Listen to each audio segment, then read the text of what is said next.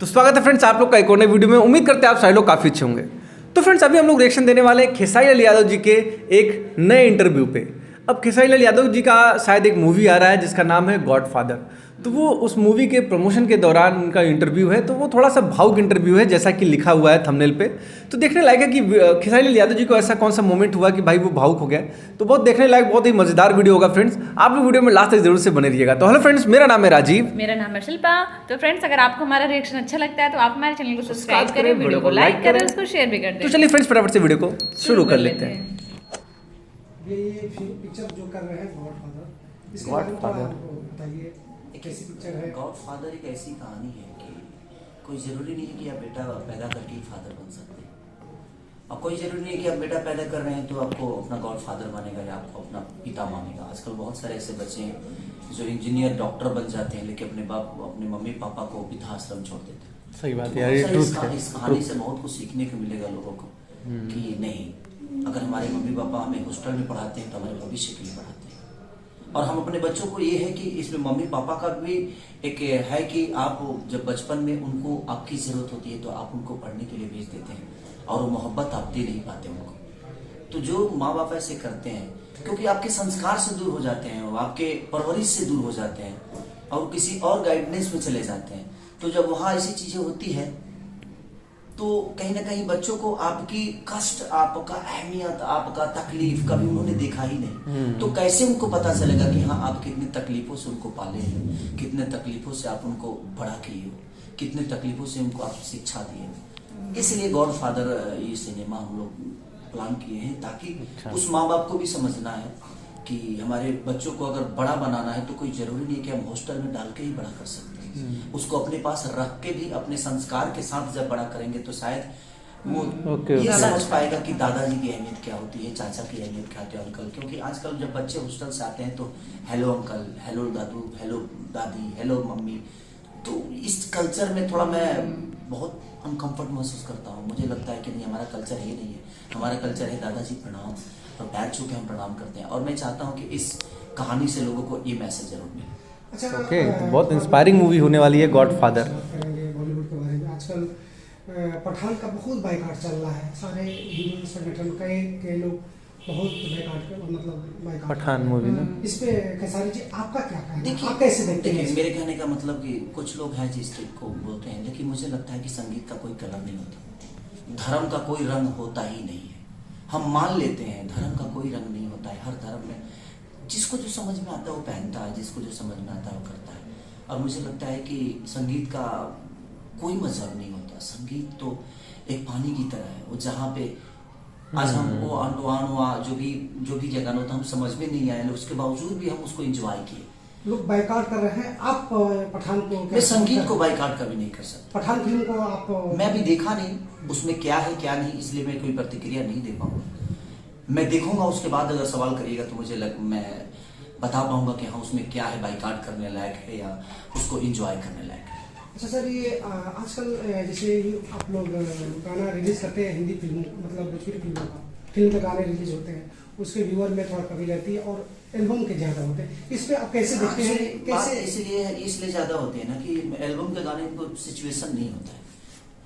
कुछ भी आदमी गाता है तो उसको लोग एंजॉय के लिए गाता है, लेकिन सिनेमा के गाने जो होते हैं वो सिचुएशन से है। जैसे कि सिनेमा एक परिवार की तरह, जैसा सीन तो परिवार में हम आधा रहता है उसके हिसाब से गाने रहते हैं। अगर और जो लोकगीत हो गए, जो गाने हमारे एल्बम के हो गए, वो दोस्त वाली हो गई कि भाई अगर दोस्तों के साथ हैं तो हमारे पास फ्रीडम है, वहाँ कोई बंधन नहीं है। लेकिन वो चीजें हम अपने घर में नहीं कर सकते।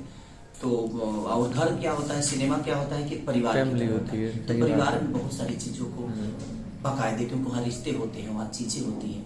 तो वहाँ हम अपने गर्लफ्रेंड के साथ अगर हैं तो हम अगर बाहर हैं तो हम इंजॉय अच्छा कर सकते हैं, लेकिन अपनी बीवी को भी हम अगर मुझे किस भी करना होगा, उसको गले भी लगाना होगा तो घर में मुझे एक बार सोचना पड़ता है, क्योंकि वो सिचुएशन है, वहाँ रिश्ते हैं, इसलिए बंधन है। एक नेहा सिंह राठौर हैं जो आपके भोजपुरी गाने हुए थे, जो आपके मतलब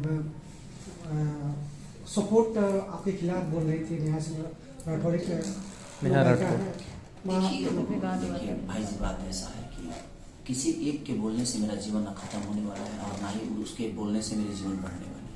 मैं अपना कार्य करता हूँ, कौन इस पे ज्यादा विचारधारा मेरा रहता ही नहीं है। ठीक है, उन्होंने कुछ बोला होगा, मैंने सुना नहीं है, और मैं सुनूंगा भी तो कोई रिएक्ट नहीं करूंगा, क्योंकि मुझे पता है कि जिंदगी में जब आप आगे बढ़िएगा तो दुनिया चीजें होती हैं। सबके नजर में आप सही नहीं हो सकते। आप अपने परिवार के ही नजर में मम्मी के लिए अच्छे होते हैं तो बीवी के लिए बुरे हो जाते हैं, भाइयों के लिए अच्छे होते हैं तो कभी भतीजों के लिए बुरा हो जाते हैं। तो जब आपके परिवार में ही कई सारे नेचर के बात तो सही है, तो समाज है, इस समाज में किसी को मैं समझ में आता हूँ, जिसको समझ में आता हूँ कभी मेरा बुराई नहीं करता और ना ही मेरा बुराई करेगा, वो मुझे प्यार ही करता है। लेकिन जिसके समझ में मैं नहीं आता हूँ, दूर की सुनी हुई चीज को लेकर अगर कोई रिएक्ट करता है तो ये तो उसका अपना मानसिकता है, जो मेरे बारे में क्या सोचता है, क्या इंसान कर सकते हैं। हिस्ट्री में बहुत स्टार हैं, सब अपने आप को नंबर 1 नंबर बोलते हैं और आपस में बुराई करते हैं, लोग आपस में ही बुराई। खतरनाक पत्रकार है। तो खैर बहुत देखिए सबसे बड़ी की नंबर 1 की लड़ाई कभी होता ही नहीं है। मुझे लगता है बेहतर की लड़ाई होनी चाहिए। NDTV। और मैं जब भी लड़ा हूँ, किसी ने कुछ बोला था कि यहीं से चीजें शुरू होती है, यहीं से खत्म होती है, मैंने ये किया, मैंने वो किया, उस प्रतिक्रिया पर मैंने उनको जवाब दिया था। ऐसा नहीं कि मैं अपने आप को नंबर 1 बनाया था, वो नंबर 1 बताने की वाली बात ही नहीं थी मेरी। मैंने किसी का जवाब दिया था कि भाई आपने नहीं किया है। उससे पहले भी भोजपुरी थी, भोजपुरी को आपने पैदा नहीं किया, भोजपुरी सबको पैदा की, ना हमने किया ना आपने किया। हम तो भोजपुरी से 2 रोटी खा रहे हैं और भोजपुरी को बड़ा करने की मेरा मानसिकता ये रहता है कि हम बेहतर के लिए लड़ाई लड़ें। आपने क्या किया, मैंने क्या किया, ये दुनिया को बताने की जरूरत नहीं है। आपने जो किया वो भी दुनिया को पता है, मैंने जो किया वो भी दुनिया को पता है, और जो करने वाले लोग हैं वो जो करेंगे वो भी दुनिया को पता है। सही बात है। तो हमें इस विषय पे बात ही नहीं करने की मैंने क्या किया, मैंने क्या किया। हमें इस विषय पे बात करना है कि हम इतना बेहतर करें और क्या कर ताकि सकते जिस हैं। तरह साउथ को आज पूरी दुनिया प्यार कर रही है, उस तरह हमारी भाषा को भी दुनिया प्यार करे। तो हम सबको मिलकर उस विचारधारा पे सोचना चाहिए कि हमें भोजपुरी में और बेहतर क्या करना है। अभी कुछ नहीं, अभी हम लोग क्या है, अभी तो बहुत कुछ करना है। हमारी सफर अभी खत्म नहीं हुई है, हमारा सफर अभी जारी है। और इस सफर को मैं इतना छोटा नहीं बनाऊंगा कि मैं बस सीमित हो गया, अब इसके आगे मैं कुछ नहीं कर सकता। नहीं, अभी तो मैं 0 से स्टार्ट किया हूँ, अभी तो शुरुआत है मेरी। अभी लास्टिंग कहाँ होगी इसके बारे में काम करना है। बहुत छोटे छोटे कलाकार सब, आप एक सुपरस्टार हैं, तो आपको नहीं लगता है कि छोटे छोटे कोई भी कमेंट कर देता है आपके फैमिली पर कुछ पे, उसको अवॉइड करने की जरूरत है? उसको आप वो इसीलिए वो करता है सब कि भाई वो कुछ भोजपुरी में सबसे बड़ी चीज एक ही है कि अगर उनको 10 लोगों को अगर जिंदा रहना है तो खेसारी का नाम लेना। हाँ भाई, पॉपुलर होना है कि उनको खेसारी, क्योंकि किसी और पे बोलेंगे तो उनको कोई सुनेगा ही नहीं। तो दुनिया, इसलिए जो लोग ये बातें बोलते हैं करते हैं, उनको पता है कि भाई हमें एक ही आदमी को बोलना है, क्योंकि उसी को बोलने के बाद हमें हमारा व्यूअर आएगा, हमें 10 लोग जान जाएंगे। तो वो छोटी छोटी मानसिकता के लोग हैं, उनके बारे में बोलना और सोचना कोई मतलब ही नहीं। हमारा फील्ड बहुत बड़ा है, हम अपने भोजपुरी की भाषा के लिए काम कर रहे हैं और हम छोटी छोटी, देखिए न्यूजीलैंड के लिए हम तैयार हैं कि आपकी ड्रीम 11 तैयार। हर बार की तरह खेसारी जी का जो मैसेज है वो बिल्कुल क्लियर था कि भाई जो भोजपुरी लैंग्वेज है उसको बड़ा करना है। और जो गॉडफादर मूवी के हिसाब से जो बता रहे थे, तो गॉडफादर मूवी का जो स्टार्टिंग में बता रहे थे तो थोड़ा सा भावुक करने वाला था। उसमें उन्होंने कहा था, सही बात है, अपना इंडियन जो एक ट्रेडिशन है, जो अपना कल्चर है, जो बहुत हम लोग सनातनी प्राचीन कल्चर चला आ रहा है, तो उससे क्या होता है कि हम लोग में ये है कि भाई अपने माता पिता का, दादा दादी का, सबका, सही बात है, एक आचरण है, एक स्वभाव है, हर किसी से हम लोग वैसे बात नहीं करते।